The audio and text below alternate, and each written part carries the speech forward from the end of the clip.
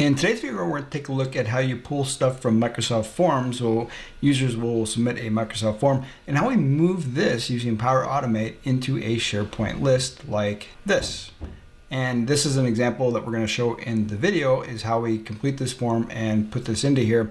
I'm also going to talk a little bit about Microsoft Forms, the actual platform, how it works with teams or groups or it doesn't work, and then how you might want to use my forms versus the teams or groups. So I'll talk through what the capabilities of Power Automate are currently at this particular moment. Depending on when you watch this, maybe Microsoft will have fixed this, but it's been kind of an ongoing issue for a couple years now.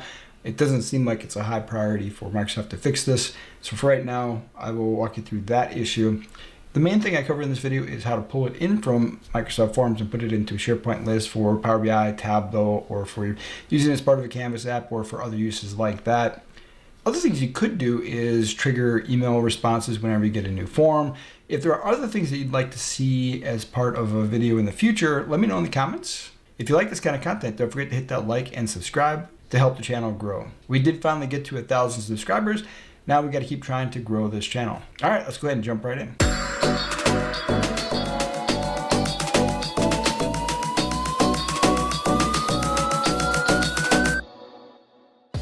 So the first thing we need is a place to store our responses. And in this case, I created the SharePoint list, and I didn't add all of the different questions that we put in the employee satisfaction survey, but I added enough to be able to demonstrate what I'm trying to do here. So we've got the length of present organization, and then pretty much all of these are actually text fields. I did add likely to recommend. We have on a scale of 1 to 10, Net Promoter Score question. For that one, I did put a number field in here because that result is actually a number. And then I also put it in here as text. You could put everything as just text and be fine. A lot of times when you're putting it into a SharePoint list, especially when you're talking about employee satisfaction surveys or some sort of a survey like this, where you have either numbers or text, you can't just leave it all as text because you're going to bring it into Power BI a lot of times to create visualizations based off of those surveys. But if you're creating a form that's just data entry, you're asking maybe form data, unrelated to doing a survey, a lot of times it's either text or it's multi-line text. So in case of other feedback, this one, if we take a look at it, is a multiple lines of text to make sure that we get all of the entries from the form. Similarly, if you had attachments, you could also bring in attachments. If you allow the user to add attachments as part of the form, you can do that as well. But for this demonstration, we're just going to demonstrate how to bring in the form that we've already created. So that is the first step, is to have our SharePoint list with all of the fields linked to a specific field from the form that we're trying to pull in. Next, we need to talk about Microsoft Forms. Now, you can create a form as part of a team. Like in this case, we started with a form just in Microsoft Forms and we moved it into a group associated with this team. So that's why I've got 9 responses here. This was from our demonstration. Now, if we go back to our forms, it isn't possible to use Power Automate right now to pull them from a group or team associated form. So you would need to have it inside of your forms, actually in Microsoft Forms, in order to use Power Automate to pull that information in. This has been kind of one of those long-standing issues. Again, another strong reason for why you might want to put it inside of the My Forms versus associated with a team or a group. Just make sure that you share this form out so that enough people can manage this. Say you get fired or you quit or you retire. You want to make sure that somebody can maintain this form moving forward. So just make sure that if you leave it in here versus associated with a team or a group, that you do that. Now, what if you've created everything and it's part of a team and a group and you're like, well, how do I do it now? It's already in a team or a group. All you have to do is come back over here and copy it. And when you copy it, it's going to put it in your forms. So you'll be able to use Power Automate for that. Now, you're not going to be able to collect any responses from this. You'll have to actually use the one that's in Microsoft Forms, not the one that's inside of your team or the group, in order to collect those responses. All right, let's go back over here again. So that's essentially how you have to have it set up on the Microsoft Forms side of things. Now let's actually talk about Power Automate. So in Power Automate, this is a blank Power Automate. So we're going to start from scratch and we're going to go to add a trigger. And what we're going to look for is our Microsoft Forms option here. There's only one option when a new response is submitted. So we're going to go ahead and select that.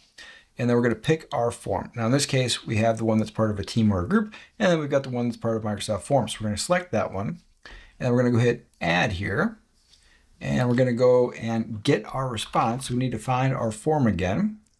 and we want to do get response details. Now, if you wanted to get the information about the form, this is what that connector is for. In this case, we don't need that. We're just going to use get response details because we just want the actual submitted response. And then we're going to select our form again here. And our response ID is going to be dynamic content. We'll just use the response ID here. Then all we have to do is add it to our SharePoint list. So we're going to find our SharePoint options. And what we're going to do is create an item. Now we're going to find our SharePoint list. And that'll be our com site is where we're going to put that. And then we're going to find the list that we created for this, which is our employee satisfaction form results. And let's go ahead and show all here. So we don't need the title. We didn't actually use that. Now we've got our length present organization. So we'll take a look at our dynamic content here. And let's go ahead and how long have you been in the organization? And then we're going to fill out the rest of these also. So again, I'll just do a keyword search for each one of these. What is your job role? That's why when you create it inside of your SharePoint list, you want to keep it at least with a couple of the keywords that you used as part of the question so that it's easier to find these things. And then likely to recommend. And then again, we'll do the same thing for this one. Now, if you run into this issue where you click into something that you should be able to add something to and you can't find it. Now, in this case, I selected right here, hit dynamic content, and I'm not getting any of the options. Now, in this case, it's just this one. So we're just going to go ahead and copy this one and paste it in there. I don't know why that happens, but it's been an issue with Microsoft Forms where sometimes you don't get the dynamic content that you're supposed to. Now let's go ahead and find the rest of these. And then finally, we'll take a look for our feedback. All right, so we have everything that we need here. Now, you could have created other items for your SharePoint list, for example, the date, time, all that kind of stuff, but it is essentially going to pull everything from the form. So when it creates it, it's going to be almost simultaneous. It's going to create it over in the SharePoint list within a second or two. It's usually pretty quick. So I usually just stick to the actual questions. All right, let's go ahead and save this. And this will be our satisfaction survey results. Let's go ahead and save. All right, success. We have finally saved this in here. All right, let's go actually submit a form and see how this works. So we'll go ahead and open up our form here.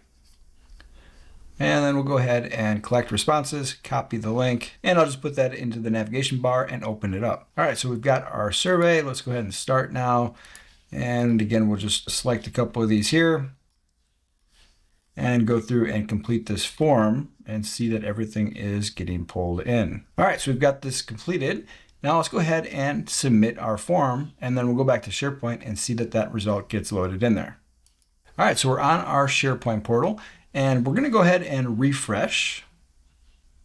All right, there we go. And we can see that it has been loaded in here. So now we've got this as text or as numbers. So depending on how you like to work with information, you can do either or for working inside of Power BI or whatever program you happen to use to actually visualize this kind of data, or to pull it into a Power App. That way you've always got that SharePoint data that you can do different things with inside of the Power App. Hopefully you found this content helpful. Don't forget to hit that like and subscribe button. That's pretty much it. It really is just that easy to pull information from a Microsoft form and put it into a SharePoint list. I do this quite a bit. It's very helpful, especially trying to get away from Excel and use something a little bit more capable in the form of SharePoint. Until next time.